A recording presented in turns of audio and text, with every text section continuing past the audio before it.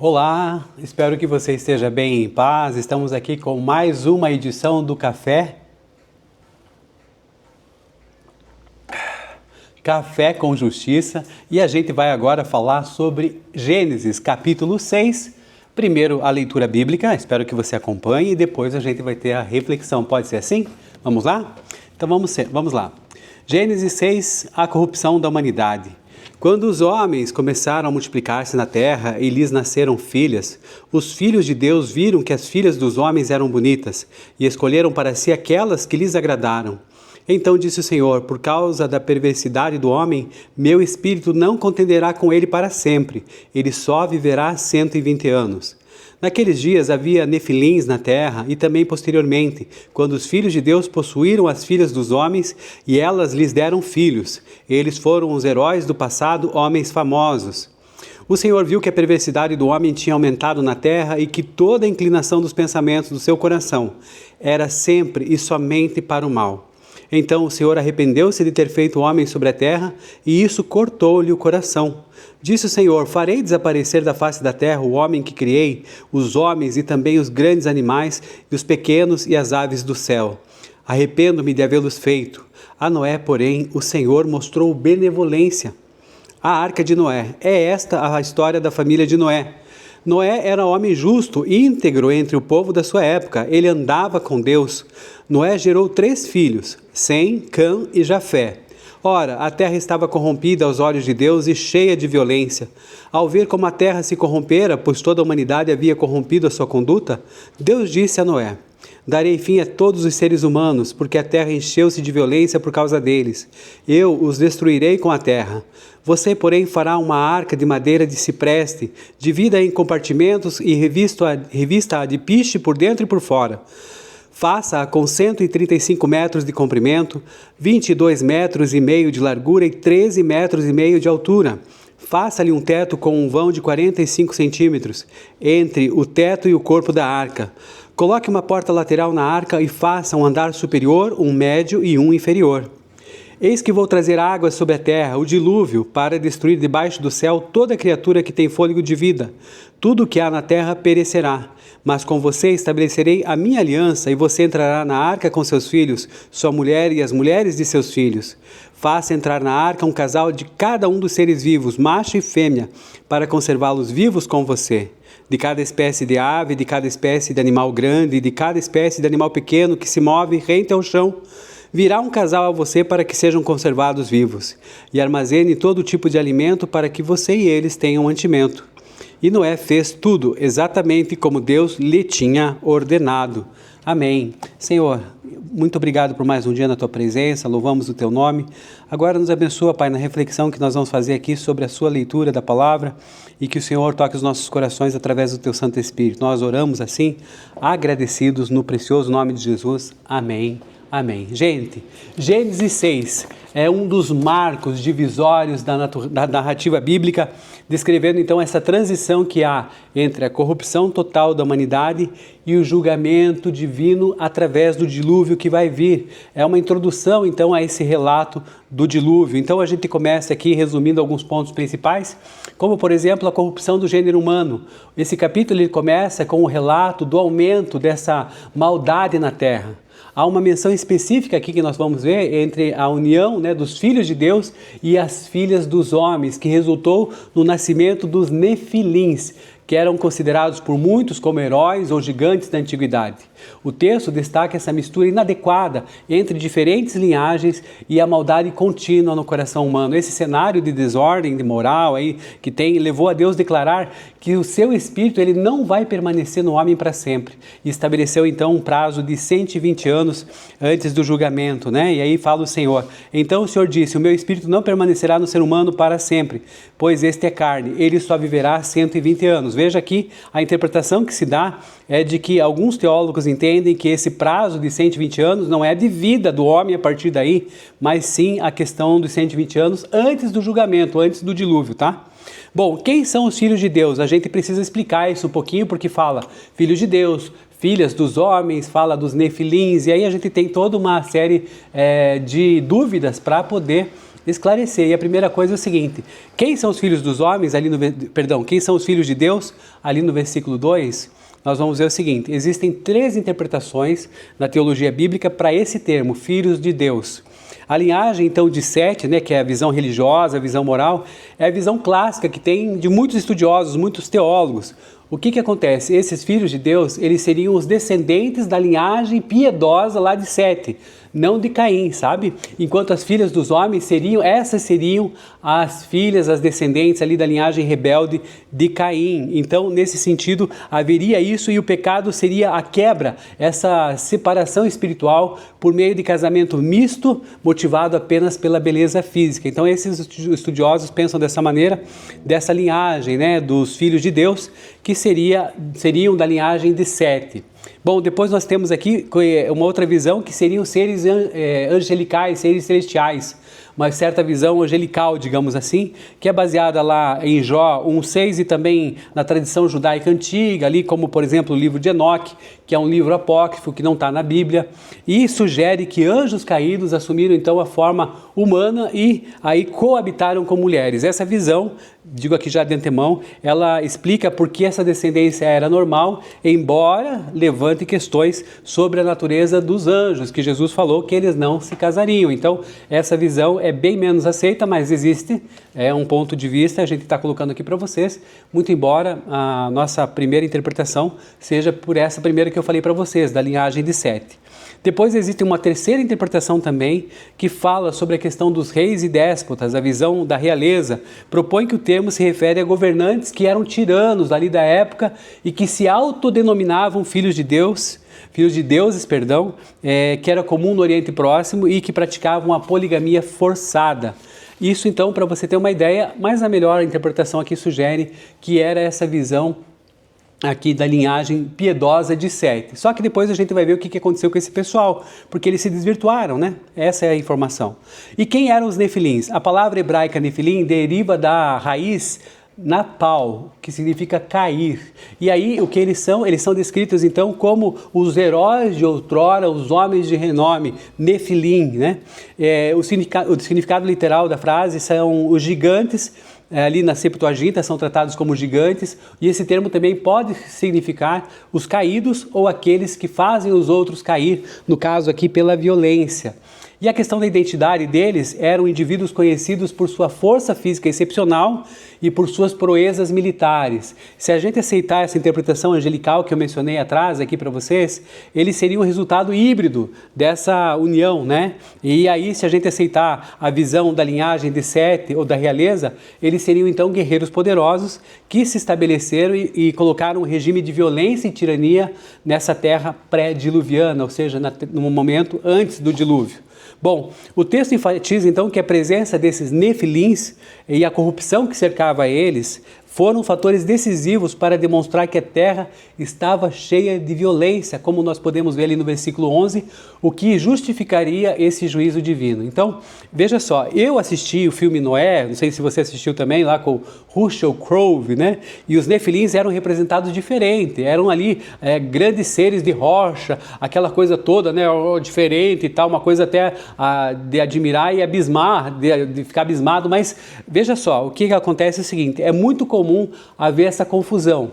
O filme de 2014, lá, que foi dirigido pelo Darren Aronofsky, estou lendo aqui o nome dele, toma várias liberdades criativas e utiliza fontes que não estão na Bíblia canônica, a nossa Bíblia que nós conhecemos aqui, a Bíblia protestante. Bom, para esclarecer isso, o que a gente precisa fazer? A gente precisa separar o que é texto bíblico, o que é tradição bíblica e o que é uma certa licença poética do cinema, digamos assim. A inspiração do filme, ela foi inspirada no livro de Enoque, tá? Que nós já falamos que é um livro apócrifo e que não está na Bíblia. Então, o que acontece é o seguinte, o diretor ele tem liberdade para criar. Aqueles seres de rocha no filme, que são chamados de vigiadores, eles foram baseados principalmente nesse livro que eu falei para vocês, que é no livro de Enoque, que é um texto apócrifo, né? E que não faz parte desse cânon oficial aqui da Bíblia que nós estamos lendo. Então, no livro de Enoque, esses vigiadores, o que eles são? São anjos que caíram na na Terra para ajudar a humanidade após a expulsão do Éden, mas acabaram se corrompendo. Parece que o homem puxa essas coisas, né? E no filme, o que acontece? Nesse filme que eu falei para vocês, Noé, ali com Russell Crowe, eles são representados então como seres de luz que ao caírem da terra eles ficaram ali presos nessa lama e nessa rocha, criando aquela aparência de gigantes de pedra que a gente viu. Então, isso vamos dizer assim, ficção, tá? Então, clareia isso a mente, tira isso, né, da sua mente, porque isso é ficção, é a liberdade do diretor de criar, do ator também, né? E aí tem toda uma situação que nós não ainda adentramos, mas a gente se mantém aqui no trecho bíblico. De qualquer maneira, o texto bíblico vai dizer que, inclusive, eles não eram de rocha, né? Não fala isso, entendeu? Gênesis 6, capítulo 6, versículo 4, está descrevendo aqui os Nefilim simplesmente assim: heróis de outrora, homens de renome. O termo sugere seres biológicos, de carne e osso, conhecidos por sua força e estatura e que não eram seres elementares ou mágicos como nós vimos no filme. Então, a origem da confusão é que é o seguinte: esse filme, ele funde dois conceitos diferentes. Os vigiadores, que eram esses anjos caídos, e os nefilins, que seriam esses filhos desses anjos com mulheres. De qualquer maneira, no filme, os seres de rocha ajudam Noé a construir a arca, mas no relato bíblico aqui, que nós temos na Bíblia, Noé não teve ajuda nenhuma de gigantes ou de anjos caídos. Ele, Noé e a sua família que trabalharam ali conforme a instrução de Deus. Então, por que é que o filme fez isso, gente? Se isso não tem base bíblica, como nós estamos vendo aqui, é o seguinte: o diretor quis enfatizar esse aspecto sobrenatural e o peso da queda dos anjos. A ideia aqui de seres de rocha é uma metáfora visual para mostrar como o pecado e a queda se tornaram pesados e distantes da natureza celestial original que Deus desejava. Então, só para você entender que, vamos resumir aqui para não ter dúvida, Nefilins eram vistos como guerreiros ou gigantes poderosos, homens de renome, não monstros de pedra ou qualquer outra coisa que acontece. Noé construiu a arca em obediência direta a Deus, sem o auxílio desses anjos caídos ou seres de rocha. Isso é ficção.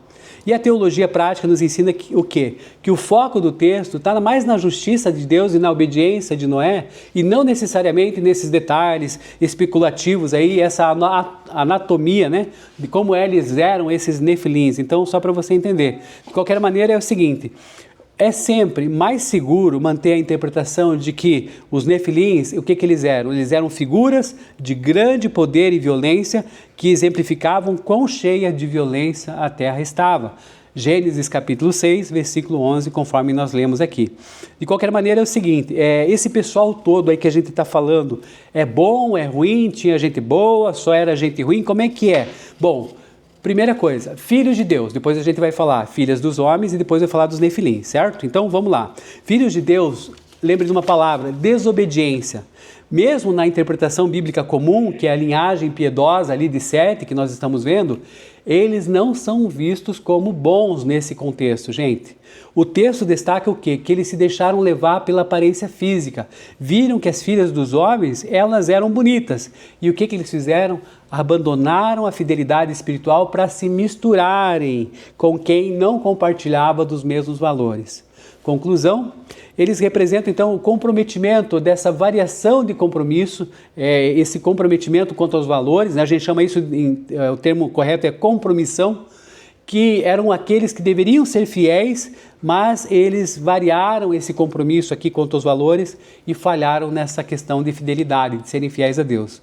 Então é isso, eles eram inicialmente bons, mas depois eles tiveram a questão da desobediência, que tomou uma proporção aí desmesurada. De qualquer maneira, a gente também tem as filhas dos homens, e aí lembremos de distração. O que é distração? Na mesma linha de interpretação dessa linhagem de Caim, né, que elas eram descendentes, elas representam uma cultura que vivia à parte, separada de Deus, não estava unida com Deus. O texto não descreve elas realizando atos malignos específicos, mas o foco está no fato de que a união com elas desviou os filhos de Deus, que nós já vimos aqui que inicialmente eram bons, mas depois desobedeceram, tiraram esses filhos de Deus do seu caminho. E a conclusão é que elas representam a humanidade vivendo através dos seus próprios instintos, sem a direção divina, né? Nós vimos aqui a questão de Caim, que criou uma cidade, ali teve metalurgia, economia, e assim por diante, agricultura também, mas sem a presença de Deus, né? Então isso virou, digamos assim, o endeusamento do próprio eu. E os nefilins que nós já vimos aqui representam a violência, diferente dos dois primeiros grupos que nós falamos, filhos de Deus e filhas dos homens. O que acontece? Os nefilins são descritos pelo resultado das suas ações aqui na terra. Eles são associados ao período em que a terra ficou cheia de violência. Gênesis capítulo 6, versículo 11. Eram homens de renome, mas esse renome, ele não era uma coisa boa. Ele vinha assim do fruto da força bruta desse pessoal e da tirania dele. Qual que é a conclusão que a gente tem? Eles representavam então esse ápice da autossuficiência humana e da independência de Deus, separação total de Deus. O fato de serem chamados de caídos reforça a ideia do quê? De uma existência baseada no poder, na opressão, e isso tudo é contrário à ética do reino. Então, o que está acontecendo aqui? O problema é o seguinte, o que aconteceu? A primeira questão aqui é a seguinte, a questão de que a gente vê que, em vez de bons ou ruins, né, para a gente poder entender um pouquinho disso, o objetivo de Gênesis capítulo 6, o que é? É, na verdade, o problema que foi a mistura, os filhos de Deus com as filhas dos homens. E depois a gente vai ter o resultado disso tudo, que é a corrupção total, a violência, e isso reflete nos nefilins, que são daí a maldade generalizada. E isso para nós é uma situação bem complicada e delicada. E aí, o que acontece? Apenas Noé é chamado de justo e íntegro. Você já notou isso? Apenas Noé é chamado de justo e íntegro. Por autor de Gênesis, então, todos haviam se corrompido, exceto a questão de Noé e sua família. A ruindade, ela não estava em um grupo específico, como nós estamos vendo aqui, mas na inclinação do coração de toda aquela sociedade, o que tornou o juízo do dilúvio necessário para Deus, para que houvesse um novo recomeço. E lembrando, Noé não era bom por natureza própria, mas porque, o que acontece, que fala o texto? Ele decidiu andar com Deus em meio ao caos. Então, olha só que interessante, decida você também andar com Deus em meio ao caos. Seguindo ainda adiante, nós temos aqui a questão do arrependimento de Deus, né? Deus utiliza aqui uma linguagem profunda para descrever essa reação divina à maldade humana. Diz que o Senhor aqui se arrependeu e se encheu de tristeza o seu coração ao ver que a inclinação dos pensamentos do homem era continuamente má. Diante disso, Deus decidiu purificar a terra, eliminando não apenas os seres humanos, mas também os animais e as criaturas que se moviam sobre o solo. O julgamento divino, ali nos versículos 6 e 7, é que Deus então expressa essa tristeza pela condição da criação, e o arrepender-se aqui indica o quê? Indica uma mudança de atitude em relação ao homem. De criador para juiz, Deus, né, determina a remoção da vida sobre a terra. Que triste, né? Bom, a graça cai sobre Noé. No meio de uma geração pervertida, Noé é apresentado então como um contraste absoluto. O versículo 8 afirma o seguinte: Noé, porém, achou graça aos olhos do Senhor. Ele é descrito então como um homem justo, íntegro e que andava com Deus. Devido a essa fidelidade, Deus decide preservá-lo junto com a sua família, sua esposa, seus 3 filhos, Sem, Cã e Jafé e suas noras. A escolha de Noé, a gente vai ver ali no versículo 8 e 10, ele é introduzido como ponto de esperança. Ele acha graça diante de Deus por ser justo e íntegro em meio a uma geração corrompida. E depois nós temos aqui a questão das instruções para a arca, que Deus revela a Noé o seu plano de trazer o dilúvio e dá instruções técnicas, né, detalhadas ali para a construção de uma arca de madeira de cipreste. E algumas outras falam gopher, né, é o nome dessa madeira, mas aí o que acontece? Dimensões disso são aproximadamente 133 metros de comprimento, 22 metros de largura, 13 metros de altura. Estrutura, 3 andares, né? Inferior, mediano e superior. Todos os compartimentos internos e revestimentos de betume, por piche, né? Por dentro e por fora, para que houvesse essa impermeabilização. E além da sua família, Noé deveria levar um casal de cada espécie de ser vivo, além de provisões de alimento para todos. E o capítulo, termina o quê? Ele destaca a postura de Noé diante dessas ordens divinas. O texto bíblico enfatiza que Noé não apenas ouviu, mas também executou. Olha só, exatamente como Deus havia lhe ordenado. O que ele está demonstrando aqui? Fé, obediência, mesmo diante de uma tarefa que levaria décadas para ser concluída. Bom, o que está acontecendo aqui, né? É que Gênesis 6 estabelece a doutrina da justiça de Deus, que não ignora o pecado, em harmonia com a sua misericórdia, que providencia um meio de salvação para aqueles que são fiéis, o seu remanescente. Olha só que interessante isso para você. Então hoje, o que nós podemos tirar aqui de um desafio para nós? Que nós, mesmo em meio às dificuldades, achando que o nosso mundo está de pá virada, que há muita complicação, muita violência, muita corrupção e tantas coisas injustas que acontecem conosco, mantenha-se fiel, ande com Deus, né? Decida no seu coração caminhar junto com Ele. Eu tenho certeza que você fará parte, se já não faz, né? Claro, pela fé, do remanescente que Deus possibilita que caminhe seguidamente com Ele. Amém? Espero que você tenha gostado. A paz e até a próxima no nosso Café